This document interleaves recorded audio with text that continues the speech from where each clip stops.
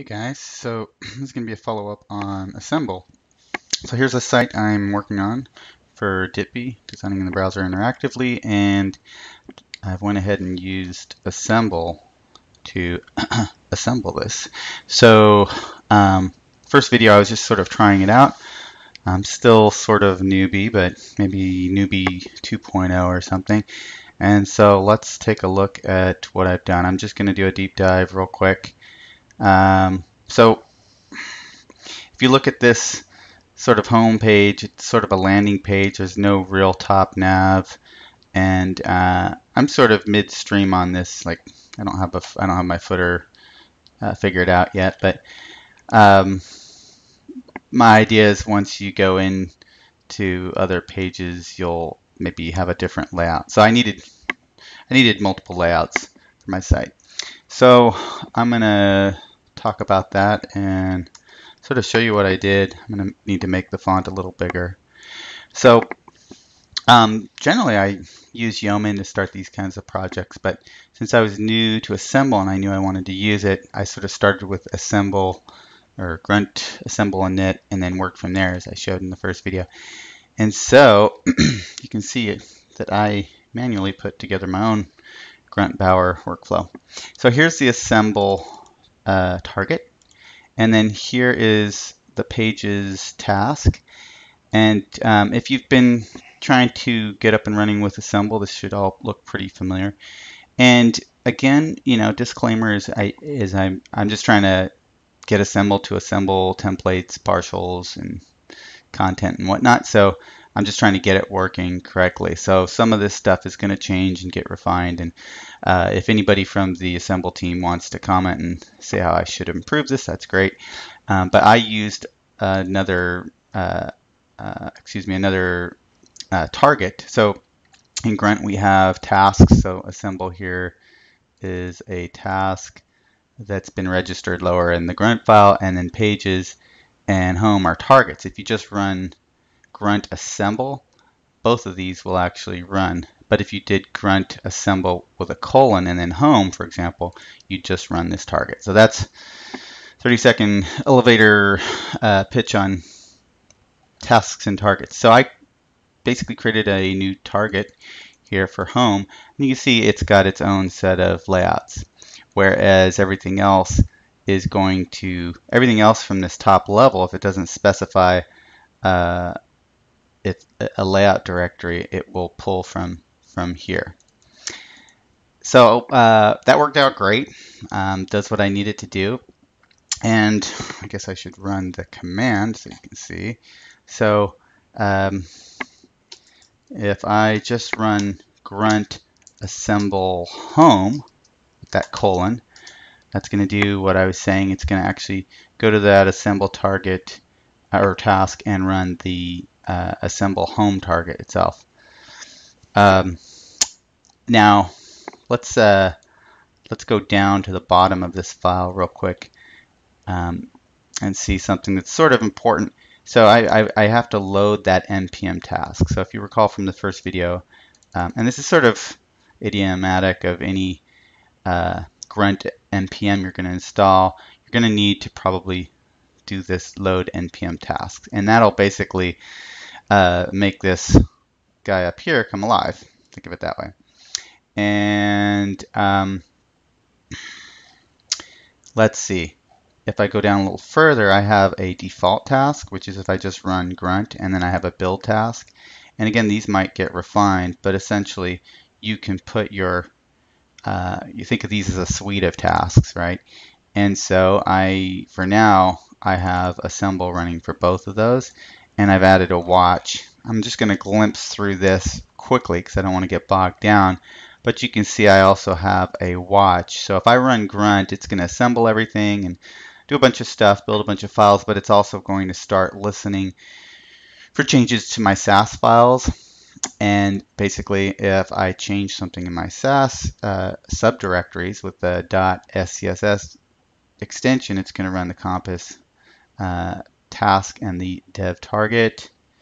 If I change any handlebars files, I run assemble. And you know, I could refine this to include some other stuff, like content is usually in a YAML file or a JSON. So I've made changes there and had to kind of manually reassemble. So you know, maybe I'll add something there. But this generally is working great. And there's my live reload. And everything, if you're doing Grunt by hand, you have to npm install the corresponding things, the corresponding libraries I'm looking for here. So I had to install npm install and then set up the Grunt contrib watch using load npm tasks. So if you're a Grunt master, this video might be starting to bore you, but just sort of trying to go over the setup and just sort of as an end user at this point, unbiased, this assemble thing's working great. I was sort of dreading using a more opinionated Jekyll or DocPad. Those things are great, but I just really wanted it something that would literally assemble templates and partials and give me that, and it's been a pleasure to work with so far. I'm not that far along, but so let's do the Grunt task, get that going. So I've also got some interesting things in here. I'm using this SVG min and Grunt icon, and that's actually taking SVG files and converting them to various data URI and PNG fallbacks and stuff. So SVGs are basically turning into something that's preloaded. And you know, there's pros and cons to that, whether it's cacheables up in the air. But yeah, I'm using Grunt very much as sort of a workflow, lightweight workflow tool with a lot of flexibility to add these types of things. So you can see it ran assemble pages and assemble home. So I didn't lie. I said if you just ran the Grunt assemble task, it'll run the subtargets automatically. And then I've got it to where it dead ends at this, or not dead ends, but it finishes up with this watch. So it's waiting for changes. So let's go. I don't know. Let's go anywhere. Here's my. Actually, I think I've removed this. So let's take that out and simply save and look over to the right. You can see stuff happening. So it discovered the custom SCSS changed, and that kicked in Compass Dev. So that's the live reload. If I go in now, I guess I can make this a little smaller so we can see here. Let me go in and change something in one of the layouts. Let's just put something in the index. Well,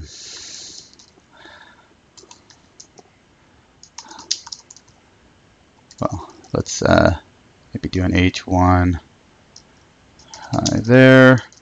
And if I save this, I expect that that'll kick in and run assemble. So it's pretty nice. It's pretty easy to set up. You know, disclaimer, I have used Grunt a few times, so I'm pretty comfortable with it. So now I should see something ugly. There it is. Hi there. So I've kind of screwed up my page, but you can see that this workflow is pretty easy. And again, I am able to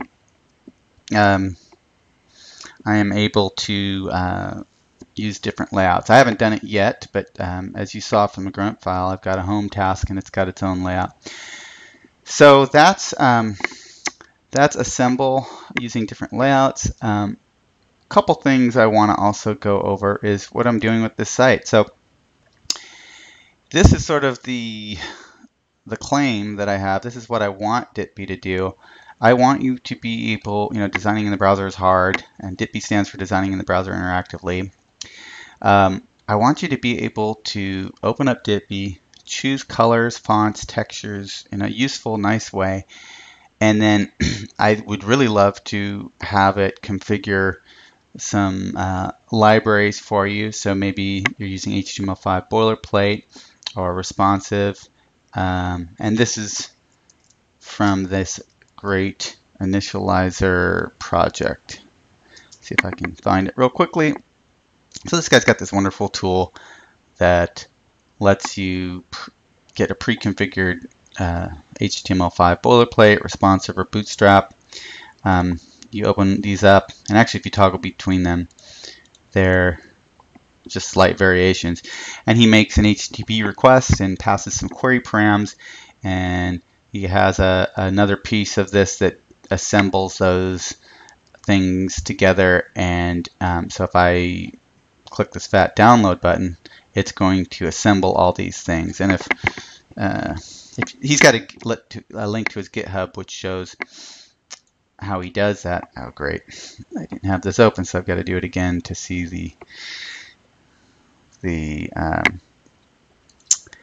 query. So you can see here, it's a little hard to see, but you can see he calls his builder script or whatever, and he passes the query params of the different things that were toggled. So if I was to toggle these guys, they'd get added to this query param.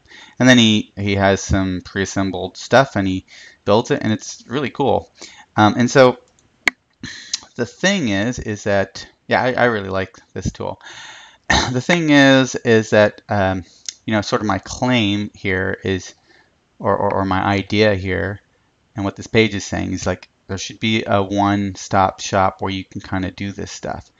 Other people have different ways of doing this, but I have like an Evernote set of bookmarks for a sort of a design process, just getting a website started. And even with tools like Yeoman and Grunt and Assemble, we're still having to kind of keep track of some of the stuff manually. Again, with my, I haven't shown you this tool. Well, I've showed you in another video, but this tool, this is DITBI now. I think this really still is more of a prototype.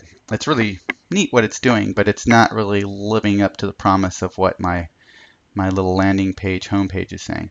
So you can view these in real time, and you know, you can go through that with all these fonts. You can change the whole color of the background if you'd like. So let's try a tan maybe, and then maybe you want a different texture. So I can go in here and play with textures, and then I can export this all at the end, and then I can manually take this and put it into my project and view different layouts and stuff. And it's cool. You don't have to run it behind a server at this point, but it's not my full sort of vision of what I'd like. This is sort of a style tile or live tile kind of look, which is great. I think for the typography part, which this does let you change, I think it needs a different view and layout, and I really like this Font Combinator for that. This thing is really cool. So if I say this is my headline, and I go over here with Arvo and use that, and I can resize that. Just the look and feel of this whole thing is also very nice for setting your type. It's practical, you know. It's like it sort of does let you see it. Whereas my guy is great for like a style tile or a mood board or something. But you know, I'm being self-critical here, and I'd love to see my guy improve. I guess PT Sans, for example. So this is like a nice common font pairing. Yeah, so in order to live up to this promise, I need to be able to supply stuff that's on par with this. And so, you know, hats off to Initializr and this guy Chip for building this tool. I actually used this tool while building the DITBI site. So I used his tool instead of mine for the typography. I'm all about full disclosure and being open about strengths and weaknesses. DITBI's still really cool as a prototype, even just the dynamic part of this is awesome. But you know, I'm also learning from other people's stuff, and so that's a glimpse into what I'm doing with this site and how I'm using Assemble and what I need it to do. Sneak preview idea of what I think Assemble would be great for is when we looked at Initializr, he was basically assembling a bunch of different libraries, right? Well, I think, folks, that Assemble might be perfect for that task. So between work, the fam bam, kids, and going camping this weekend and all that good stuff, if I can get the time or just not sleep, I'd love to get something like that going. You know, even me designing this site right here, I shouldn't have to manually go to all these different sites. It should be a lot easier. One other thing on topic before I go, and this is probably one of my most rambling video casts, is Rock Hammer Mac. If I can find this guy's stuff. Andy Clark has this thing.